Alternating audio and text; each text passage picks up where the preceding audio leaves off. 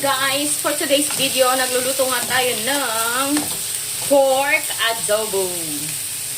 Hiwa na nga ako ng sibuyas at bawang. Mantikang ginamit natin kanina. Sibuyas. Lagay ang bawang. Mix it together. Then, nilagay ko na dito. Pagkatapos igisa. Dato potito, ayo. Ng Larel, mga 99 pieces. Tansyahin nyo lang.